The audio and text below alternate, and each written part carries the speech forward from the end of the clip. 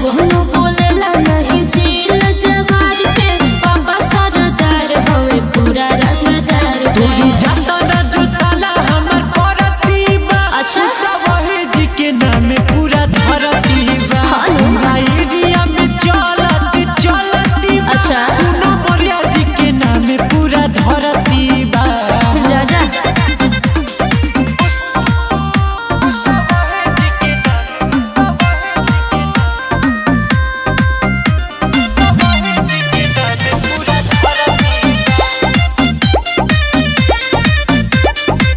तोहनी नियन से न तूने को डराइना